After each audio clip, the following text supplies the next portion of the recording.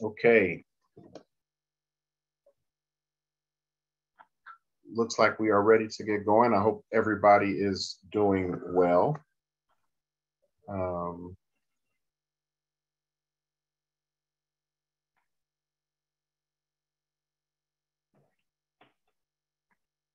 Sandy, do you have your hand up, or is that just a accident?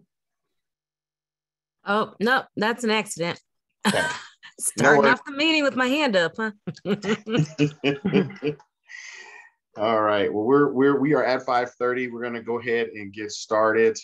Looks like we may have a couple of minutes here in a second. But as always, it's good to see everyone. Hopefully you didn't get caught in the rain. Or hopefully you didn't get anywhere you live, but I got quite a bit where I'm at. So anyway, it's good to see everybody. So tonight, you can see our agenda here. Got a couple of quick updates. The bulk of our meeting we spent in discussion, just following up with the presentations from our last meeting, as well as the document that we're working on. Then we'll have a update from the city about just kind of next steps, what's going on there. And then we'll have public comment. And from there, we will wrap up. And so that's kind of where we are this evening. And we will jump right in. But as always, it's good to see everyone again. And I hope everybody's doing well. Just in terms of tonight, as we go through and look at these presentations and our conversation around the document and presentations again, there's a couple of follow-ups, items of follow-up from our last meeting. And so the first one there is just kind of on timing. And so I've had the opportunity to connect between then and now. So needless to say, I was able to get some clarity around a few things. You know, we don't have to feel rushed. This isn't like my last meeting. You know, when we met last month, I hadn't had some conversations yet to kind of know what, you know, what contract and all those kinds of things were like, and what timelines were. And so, like, as I told you, I would go back and get all that figured out. And so we definitely have time. And so we're good there. Also, there was some requests and also a request followed up via email about just some additional documentation. Courtney responded to that and provided the information to those additional documents, which were on the website. So those are there. And then tonight, as we go into conversation around the document, again, remember that this is a draft, and it is put together. It was put together in a draft to get your feedback, to have you help build it. And so it's a skeleton of a document. And so I want to say thank you to the folks who've been able to see it and start commenting on it, because that's exactly what we want to happen. After tonight, we'll have until Friday to go back in and continue to add comments. If you don't get an opportunity, if we don't talk about them tonight for some reason, but you'll have between tonight and Friday to go through and continue to look at the document, add things. There are Again, draft form, I may not have captured your voice correctly. That's why we're doing this. And so if that happened, just let me know and we'll change it. Or there in the document, as you looked at it, there may have been spaces where there were highlights and like question marks or highlights and nothing else there. That's because that's a question for me to come back and ask you guys tonight. So we'll do that. And then also, if there's something that, we don't like the definition, we don't disagree, or we don't agree, or whatever the case may be, if it doesn't feel good, we'll just take it out. So again, this is a draft document. So I just want everybody to know that. Don't feel like just because something's there means that it has to be there. It's just to get us started. And in my attempt to capture your voice in from the presentations, and in some instances it was easier than others because sometimes there were exact quotes from the presentations, and other times it was just kind of trying to capture what you said. And so some of you I reached back out to and said, hey, could you send me some more information, or could you let me know what you meant here? And so thank you for replying with that information. Very, very helpful. And then again, the comments that we've already received are very, very helpful. And I think the document is moving forward really nicely. And so to get us going tonight, what I'd like to do is to take about 10 minutes and just have you review the document. Some of you have already reviewed it, but some of you may not have had the opportunity. And so I just want to take about 10 minutes for you to go through the document. You should have the link to the Google Drive where the document is. And if for some reason you do not, let me know. It was in the email from Saturday, but if not, just let me know. I'll email the link out really quick. We'll review for about 10 minutes, come back in, and I'll start with a few questions that I have a couple of items of clarification that I need, and then just kind of open it up for questions on each questions, comment, discussion on each section, and work through it. That makes sense to everyone? All right, cool. So it is 5:38, not 6:38. It's 5:38. So I'm just going to give you about 10 minutes to review, and I'll come back on here at 5:48. Thanks, everybody.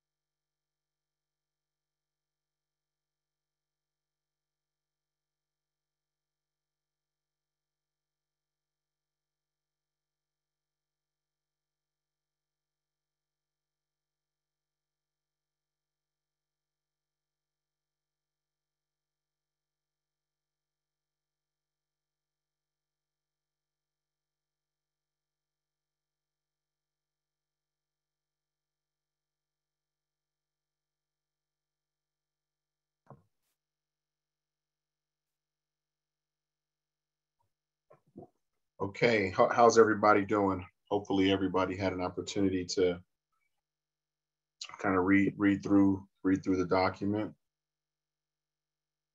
We good, or could people use a couple of more minutes?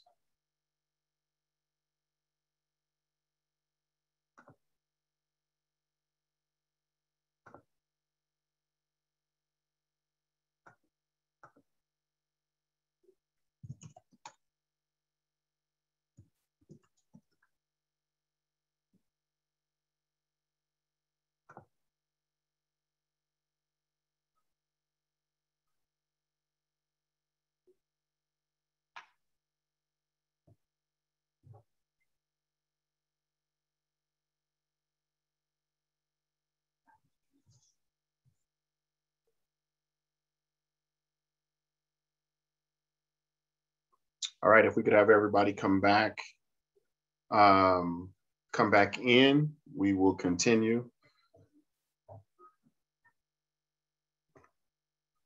And either throw up a thumbs up or turn on your screen so I know you're good to go.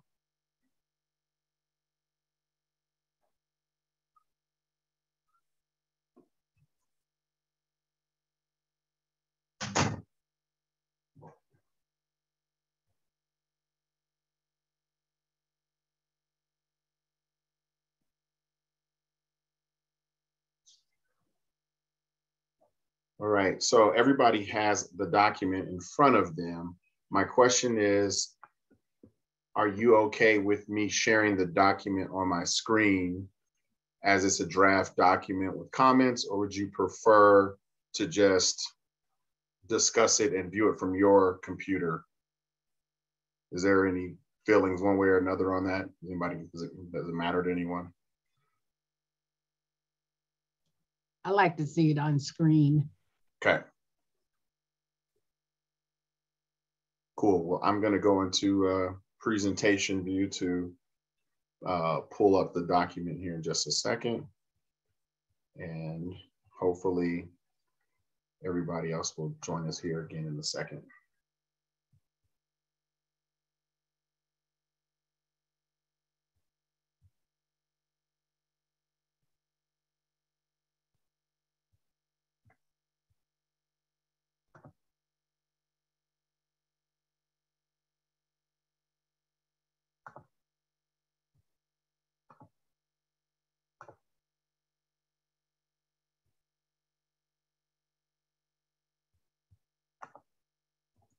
Okay, so as you can see, looking at it, the document's kind of split into several sections. First, we've got a general background. We go into, the purpose of the committee, who you guys are, a basic overview of the process, high level, to how we got here. Then we go into kind of similarities, the things that were similar from the presentations and conversation. Then we go into differences. And then we, just based on the presentation order, the open space group went first. And so we go through their presentation. And here their highlights of the presentation is not the entire presentation. So here, here I pulled out kind of the major components of each presentation. So we went through open space, then we went through the mixed use presentation group. Then from there, we go into just important considerations. And these are things that, came from you as important things that you wanted to communicate to the city or whoever's reading this document, things that the decision makers need to really be thinking about. And so that's what this section is. Then we go into kind of needs or requests. And so this section is stuff that you kind of ask for in terms of as we move forward, or things that you need. And then the final piece on here currently is next steps. And then there's a highlighted note on there from me to myself, because we're going to get an update from the city, and I'll use that update to fill in this section. And so that's how the document reads, as you've been able to see. And you can also see on the right column here, this is where a lot of the comments, for those who've made comments so far, this is where the comments are. Anybody who's on the steering committee has the ability to do so. Here you can ask comments, or you can ask comments, sorry, you can ask questions, make comments, commentary, that kind of thing. If it's a question on here, up until this point, I've done my best to acknowledge every question or answer them, or just, just follow up. Again, like I said, we'll have an opportunity to do this at least, through Friday. And if we, if it turns out we need a little bit more time than that, that's fine. But hopefully everybody will have an opportunity to go back through this if they want to by Friday and add any question, comments, that kind of thing that they may have. So in terms of tonight, what I'd like to do, I've just got a few questions, and then definitely want to open it up and continue conversation or hear questions from you guys about the document. And then also, just as we're doing this, because I'm sharing my screen, I can't see everybody. So if you have a comment or a question, jump out and let me know if I don't see you. And Courtney, you can help me with that. But again, these were the breakdown and summary of the presentation. So there may be things in a presentation from a data perspective that you didn't like or didn't agree with, or you're like, I don't know if that data is actually correct. That's okay. The information is the information that's presented. And so, we'll leave it that way unless that group wants to make a correction to it. But we will honor the voice and work and information that you all put into these. So for me, the first thing, if it's okay with you guys, I'll just kind of work through the document and then open it up. All right, so in the first section, we had some, this is the background of this project or initiative. This information came right from the website. There was some question about how accurate this is. And so I wanted to just make a note here. If there are other pieces of information that need to go here, or let's plug in. If there's other information that needs to go here or things like that, please add that piece to the comment, and we can capture it accordingly. Looks like we're getting some background noise from someone.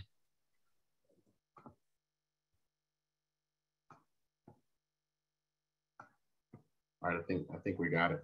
But if you've got other information there, or just thoughts on how that needs to be captured so it shows objectively, let me know. And so I've also reached out to validate what's on the website. And so if I get changes, I'll let you know. Anybody else have any thoughts or questions about the background?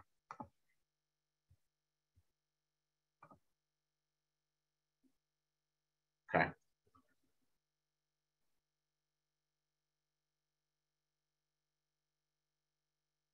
So the first major question I had was, both groups kind of talked about affordable housing is important, but there's a lot of conversation around it. So I wanted to kind of open this part up and talk about why is the conversation around affordable housing, or why is affordable housing important? What do we need to be thinking about? I wanted to try to capture that as accurately as I could. And both groups kind of talked about it from different perspectives. Patty? Yes, hi, Dr. Ross. I was just wondering, how would this document affect if this is going to be on the ballots for the public to decide? Then is this document, what happens depending on who, what initiative wins or not in the public? I guess I'm just wondering what the process will be after. Let's say that the public decides that it wants to be a green space, and what does that happen? Is this document does this document gonna be helpful to those people? And then if it happens that the developer gets to develop it, is it the same developer and whatever like the developer wants to do, or is it still a community-driven event? I'm kind of confused of not kind of what we're doing, especially now that it's all on the ballots and it's gonna happen in November, which I'm assuming that's why the city was stopping the process. So I just don't know if we're like, not that we're wasting our time at all, but I'm just thinking that I just need to know a little bit more clarity of what the process will be like after the election. Right. Thank you, Patty, for that. And so we're going to get an update. That's that last section I talked about. As soon as we get done having this discussion, the city's going to talk about that.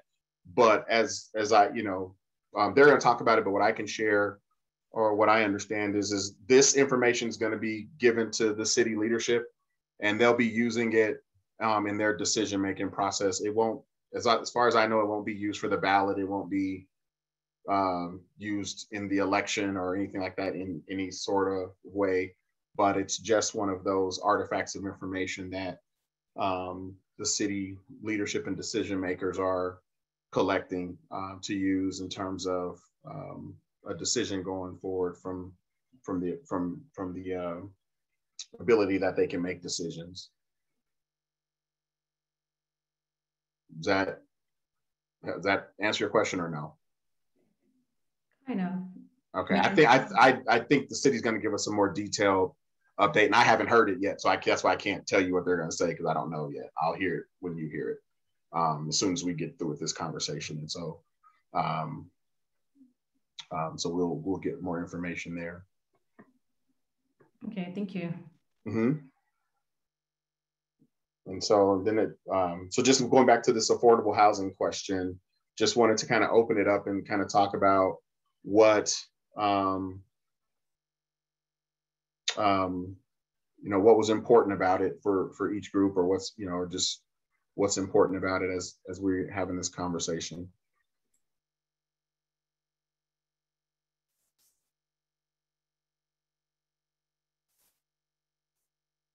So in my notes, one of the things, Dr. Ross, I know one of the questions was defining affordable housing in our group, because it's defined different by different people. So just to say affordable housing doesn't necessarily address all the folks that aren't able to get into permanent housing. So it was really looking at what's the definition of affordable housing. And I know when we talked about it in our group, it was really looking at the fact of what would be the minimum of what would be considered affordable housing. Okay. What will be considered affordable housing? All right. Anything else? And then we have a comment as well about it in the document as well. I think David made it, and so thank you for that, David.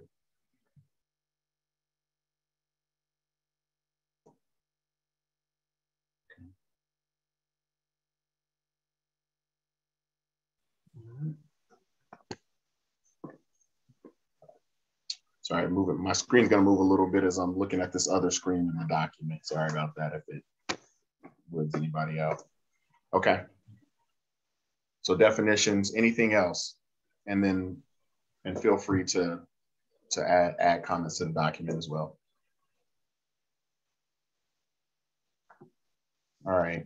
One question I have is, we suggested, I think we discussed whether in that vision, whether we wanted the affordable housing to be permanent, whether there was any preference for sale, for rent, and whether there would be a thought or vision around a neighborhood preference policy that might bring that might give preference to people who either live in the community or have been displaced from the community in the past. And I just wonder whether the folks that were addressing kind of affordable housing, whether that was they had any opinion, or whether the group discussed that at any level. Thanks, Kenneth. Was like a neighborhood preference policy. affordable housing in terms of for sale, for rent, for lease, et cetera? Were some of those conversations had, or did those things come up for people? And if they didn't, what are your thoughts on those as it relates to affordable housing, sorry.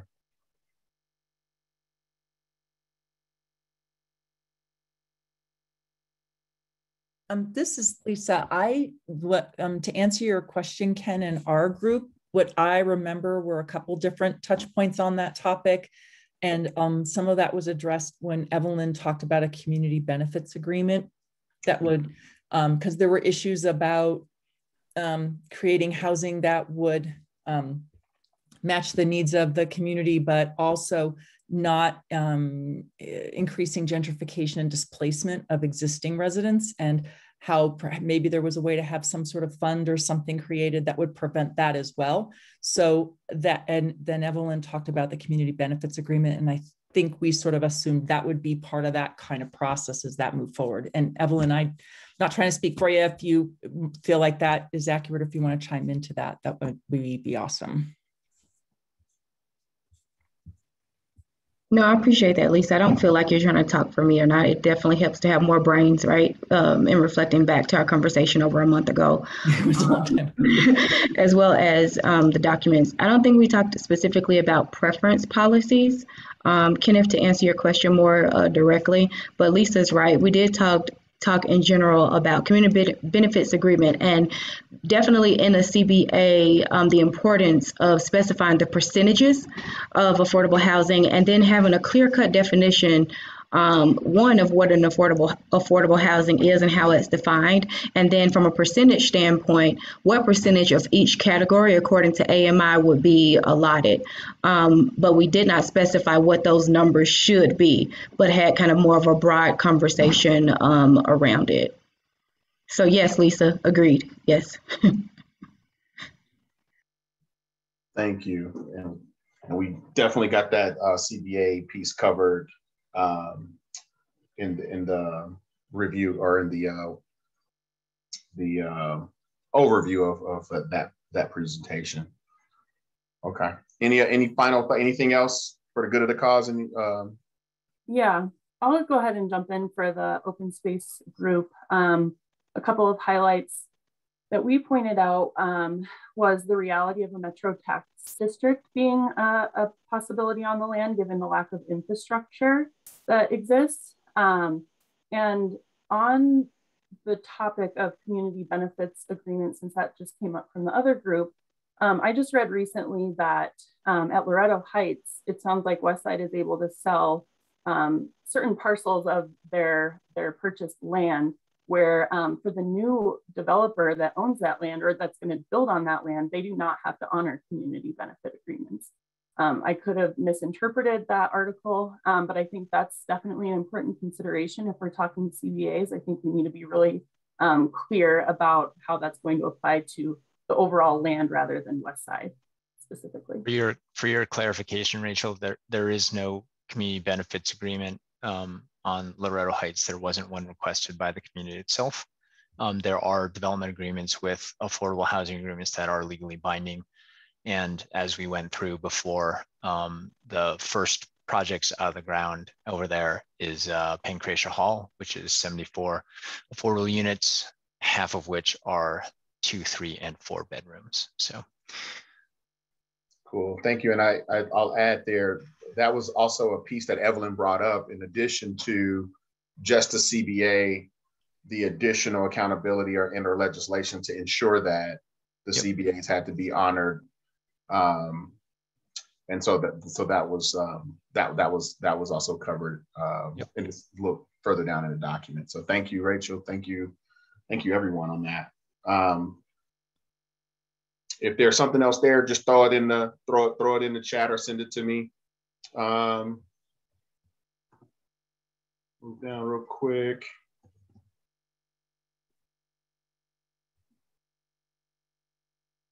I'm sorry here. So the next one was, there was I just wanted to make note of the difference and making sure that I'll correct that, the difference between food insecure and food desert. I may have used those words interchangeably in the document, and somebody brought that to my attention. Food insecure versus food desert, having two different definitions. And so that was just a typing error on my behalf. And so I just wanted to make sure you guys knew that I caught that, and thank you for the comment to bring that to my attention.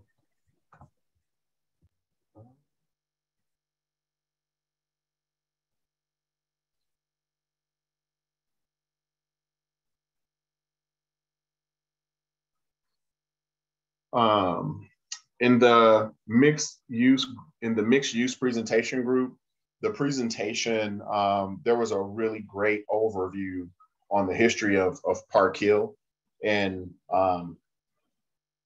it's up to you, but I just thought it was really great information and probably should be included. And Jerry gave that overview, and so just wanted to, if you wanted to just send me a few bullet points or send me some stuff from a historical perspective that you like added and captured, I'd love to add that to the document. It was really good information.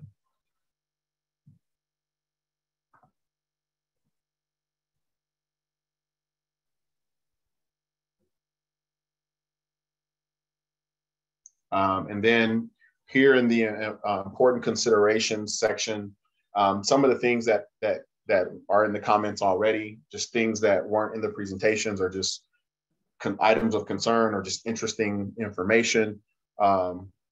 This is where that stuff will be captured.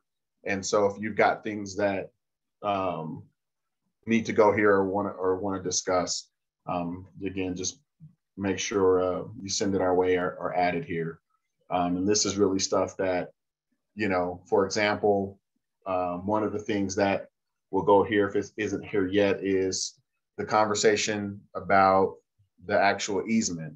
There's definitely folks who believe like the process, the cart is, we got the cart before the horse. And so that kind of information we'll capture in terms of considerations for the decision makers. So anything else like that is where we'll capture that information and make sure that those items are heard.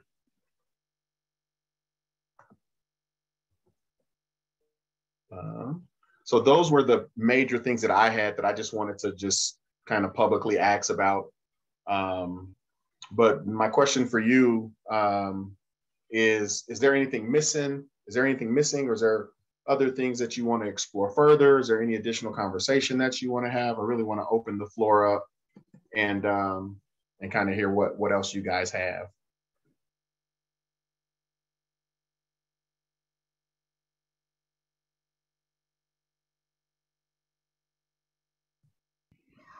Dr. Ross, this is Evelyn.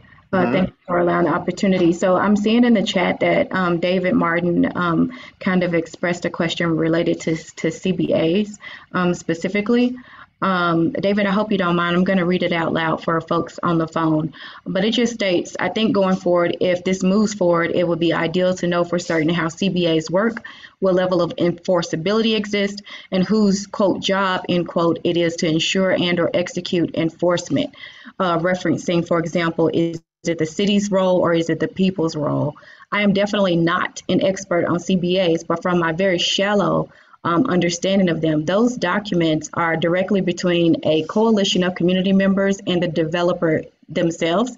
It is a separate document, separate of a development agreement, meaning that it shouldn't be conflated with a development agreement. But again, I'm not a specialist in this area. I am definitely in the learning phase of CBAs, although I'm an advocate for them. And then as far as the execution in terms of enforcement, it depends on how the agreement is written up.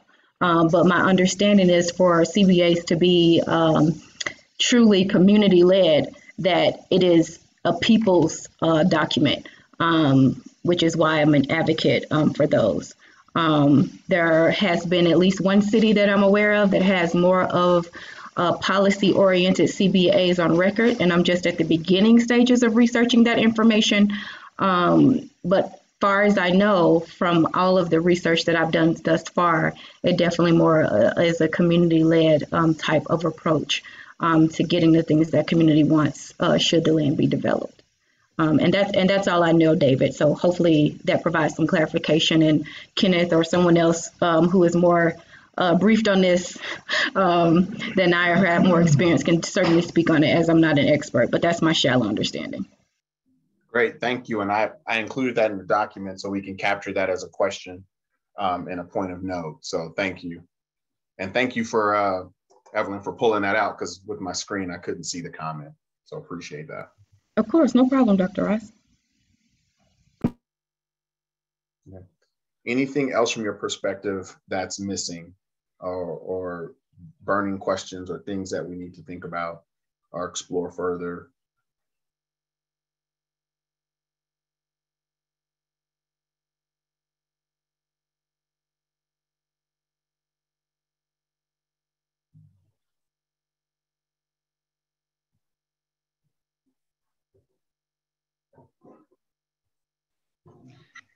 I'd like to understand a little bit more about the discussion, how we seemed like there was some discussion or lack of clarity around the stormwater discussion that Lisa had in her in the mixed use conversation.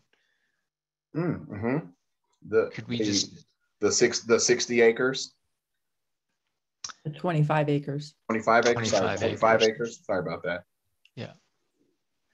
Yeah, it just seemed as though it had come up in the past that there were challenges about would the 65 acres be would the 25 acres be included in your count as the developer of the total 60 acres? And then some people were saying that nothing could happen on that acreage. So I just did a little research to confirm some stuff that I had known from my work on stormwater stuff, that it is something that doesn't have to stay the way it is now. It could be athletic fields, and it was something that was asked for by the nearby community in the survey results. So it was really more a pointing out of a flexibility in the difference in the options that the community would have in asking for more space if they wished, and that the developer would have in answering that question about park and how that 25 acres may or may not be incorporated into it. I don't know if that answers. Yeah, no, that's helpful. And with that, I did want to understand a little bit more about the examples that the park group brought forward. My understanding, I actually was in Atlanta last weekend and got to visit both of these parks that you guys mentioned, the Brown Mills Urban Food Forest and the Katherine Johnson Memorial Park, as well as the Cook Park, which is just down the street from Katherine Johnson Memorial. So Katherine Johnson Memorial Park is a 3.84 acre park with significant stormwater detention purposes there, because that area is flooded out. It has a really important history there. So are you guys, what aspects of these Brown Mills and Katherine Johnson Memorial Park were especially compelling to you guys in terms of those two? And Brown Mills was a 7 acre food forest, which was cool too. You know, obviously when we're talking about a total of 10.4 acres there, with a mix of different stormwater and food purposes, was there anything specific about the park itself that you guys felt was, you know, I think we were trying to talk about what, you know, must-haves versus other stuff there, but what was it that was compelling? I think my main point that I wanted to make was less about the size of the parks and more about the community service that's offered in terms of job training, ecology, having access and community gathering space. I think the point, like I said, isn't about acreage, it's about how can the community benefit from an open space. It can be more than just a park. So I'll let other people from my group speak up if they have other things to add, but I think the key there is parks can be really good for community. I'd also chime in, this is David, of course, that, I mean, I agree totally with Rachel that our presentation wasn't necessarily indicating these parks as a limiting factor of size, but more as a a combined example of all the different things that the 155 acres could become.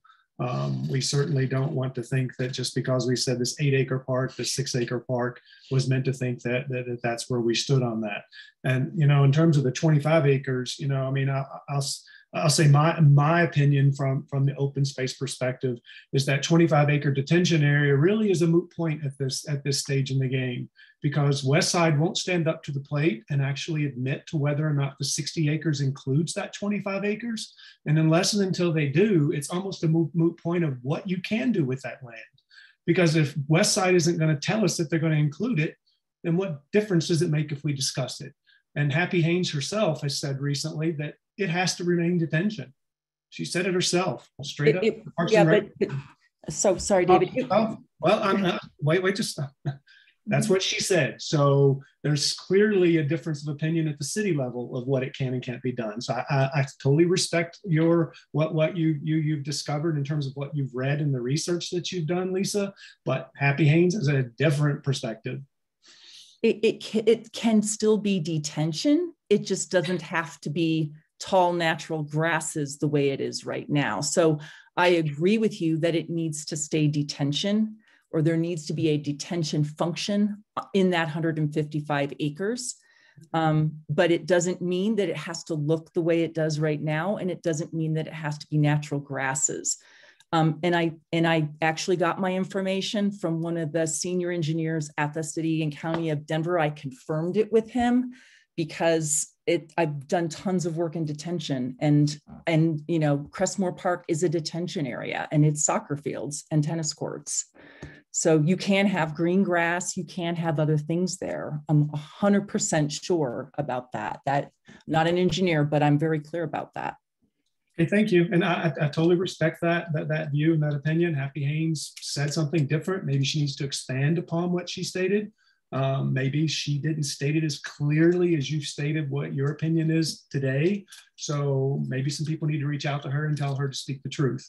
But I still think it's a moot point, because until Westside says that 25 acres is inclusive of their proposed 60, it doesn't even benefit to belabor it, because, you know, I'd like to see their definition of, okay, this is what we'll include in our total of 60 acres. Yeah, and David, you've asked me a couple times about that, and I think that the point that is being made and that Lisa is being made is there's flexibility there. And actually the point that you guys made by bringing forth the Katherine Johnson Memorial Park, which includes significant stormwater detention in that 3.4 acre park, means that you can actually have usability. And actually the 17 acre park that I mentioned, Cook Park, just down the street from Katherine Johnson, was both playing fields as well as detention, and done in a different format, right? And I think what Lisa's saying is that Happy Haynes's statement is not inconsistent. The detention purpose needs to be there. The form of that detention can take a different methodology. And that's why I want to have the discussion about what exactly people want to see there, right? And that's what I think the visioning and the next step in the process needs to actually talk about. What are the park uses? What recreational uses or detention uses or other things, what forms can parks take? Because we know that they can take a lot of different things. And I think actually, you know, we all agree. I don't think it's a matter of contention that there are benefits and broad benefits to parks. I think what we're saying is that there are also broad benefits to additional things here. And I understand your position, David. You've made it very clear. But I think that rather than trying to say that people are lying or that it's inconsistent, I actually think that what we're saying is pretty consistent, and that there needs to be more planning and more discussion of what folks want to see here. And that I believe is why we're here. So thanks. I appreciate that perspective too, Kenneth, but I really wished you guys would be honest about what your intention is with the 25 acres. Why is it such a big secret? I would appreciate it, David, if you don't call me a liar. I didn't say anything about a liar. Okay. All right. But I I think that was really great conversation around the detention center, and the usability. And so there's a lot of good information there. So I appreciate that conversation. So as we move on, was there anything else left out for anyone, or anything else that we feel like we need clarification around, or additional conversation?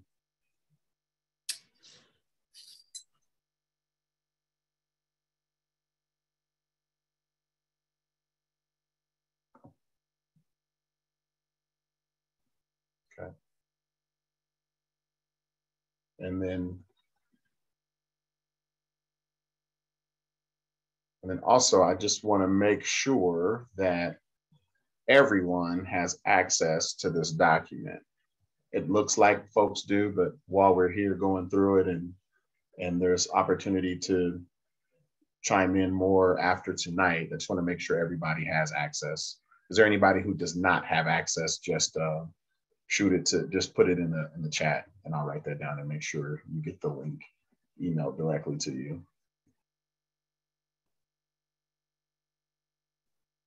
Okay.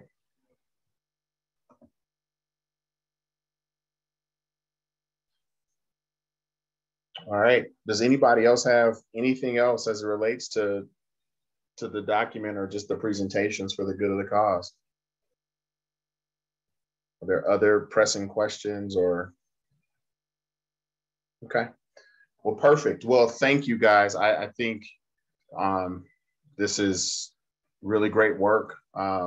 As always, I appreciate the conversation. I know sometimes it can get a little heated, but that happens when we're doing really great community work. And so I appreciate that. Appreciate everybody who, has been chiming in and making comments on the document. That's been really, really helpful, because there are some things that I don't know. And so as I read it or I see it somewhere, that's what I know. So the additional context and information that's been provided to me has been very helpful. Thank you very much. We are going to put a pin in this for now, but again, remember, you have access to this document. It'll be changing over the next few days. So definitely come back in, look at it, add things to it, at least through Friday around noon. If you need more time, or you get busy at work or something, you're like, I couldn't get in, but I want to add something, just shoot me an email. And we'll make sure you have access to do that. And so at this point, I want to turn it over to Courtney, and to kind of talk about just kind of where we are and where we're going. Thanks, Dr. Ross. So we'll talk about potential next steps. So just as a quick overview, the process to date, you'll remember that we heard from the community navigators that helped engage the community, and they held 18 total community talks and 101 individual conversations. And you'll see here, Denver Metro Community Impact did go back out between that first community voice report in June and July, and did additional outreach focusing exclusively on the Latinx community and bolstering that engagement. And the updated report is available. That link is on the webpage. We met with area RNOs at the kickoff, had a community open house and a community-wide workshop. The community survey is another input that was mailed to households within a mile of the Park Hill Golf Course. And then you'll see down here on the steering committee line, where we're at the point now that we're getting that steering committee document finalized that you guys were talking about. And once we get that piece from you, city staff will provide all this community input that we've heard to the executive leadership for their decision on the process direction.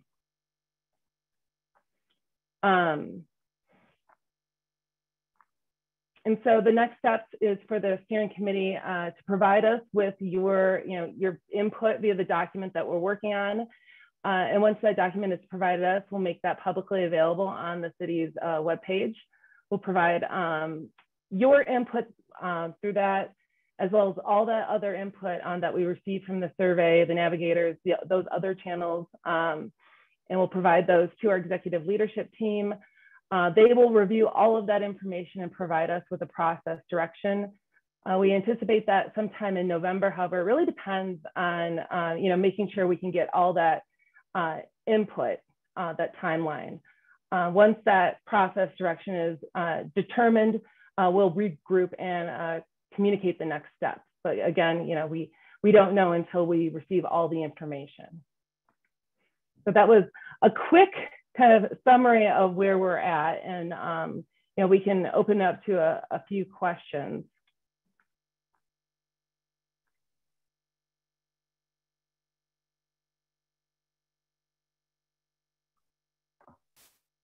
Any questions for Courtney? Okay. Seeing none. Thank you very much, Courtney. And it looks like we have public comment from one person this evening. Yep, Maria Flora, and I will promote her to a panelist right now.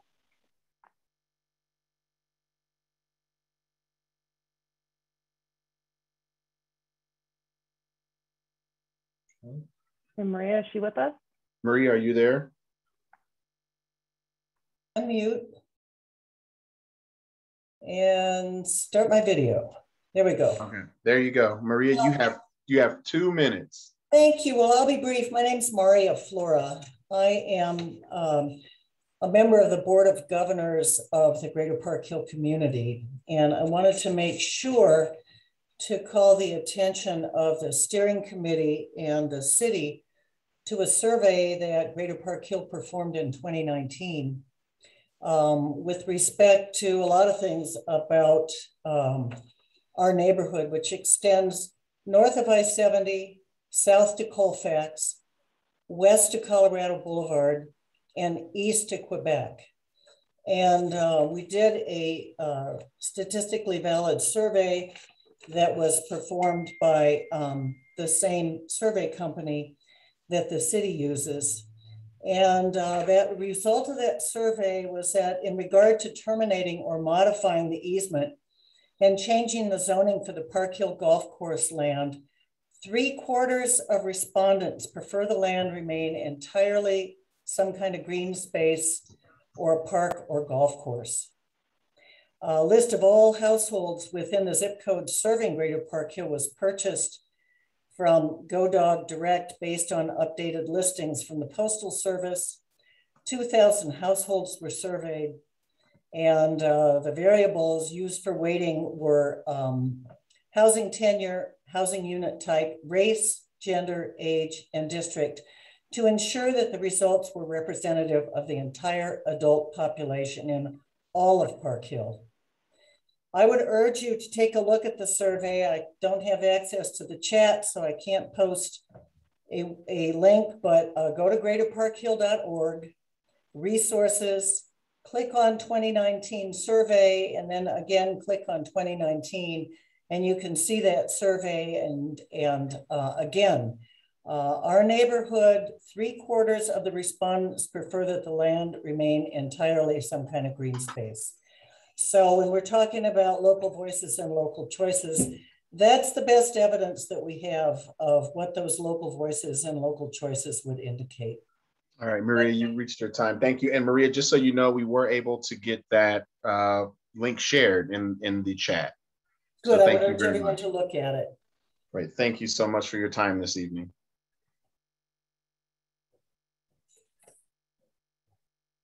Okay, so that was our only item of public comment for this evening. And so we are done a little bit early tonight. And so just a couple of things. There will be a survey coming out from the city, just kind of just checking in, making sure folks are good to go, making sure that Tuesdays still work.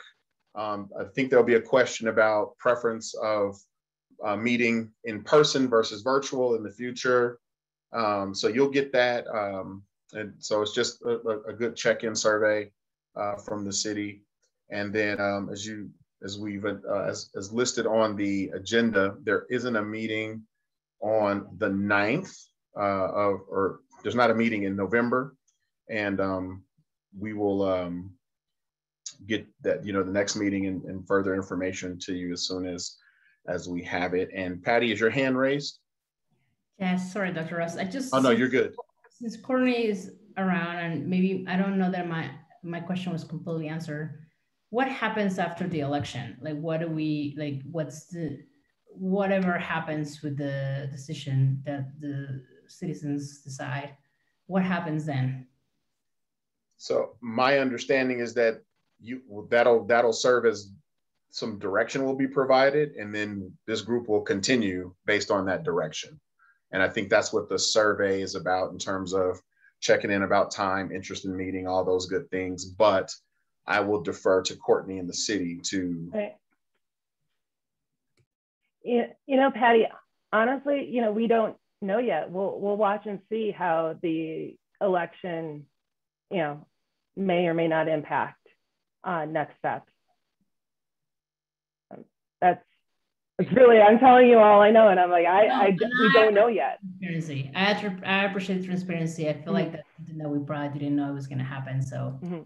And Patty, if I could just add to Courtney, she's right. I mean, we don't know what impact that has on the process, but I mean, it's separate, right? The ballot initiatives are really a separate issue compared to what we've asked the steering committee to do and what the decision or the process going forward is. So we've kind of tried to leave those ballot initiatives out there, and it doesn't directly impact the work that you've been doing, the report that you'll produce, or all the other inputs. No, thank you. I appreciate it. I know it's being promoted heavily for both sides, and I was just wondering where we were. And another question I had: who is everybody in Denver voting for that, or is it just really our community? Everyone in Denver, it's on the ballot. Yeah, it's on the ballot. Registered voters. All right. Making sure. I didn't know if it was like a district thing. Okay, thank you. Perfect. Thank you. Seeing no other questions, I want to give you about 26 minutes of your life back. Hopefully you can, I don't know, eat some nachos or, have some comfort food or something like that. But no, seriously, I really appreciate all that you guys are doing, and I really appreciate the opportunity to be doing this work with you. Again, go to the link if you have questions or if you have comments or things, or feel free to email me or call me. Nothing's off.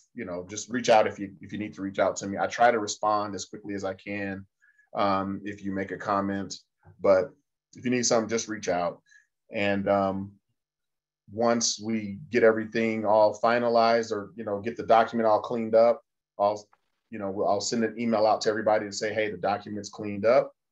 Go back in and give it one more look over, make sure it makes sense, and then we'll be good to go. So with that being said, 25 minutes, I think, of your life back instead of 26, my bad. And we will talk to you soon, and I appreciate everyone. Have a good evening. Thank you so much, everyone. Stay warm. Fall's here.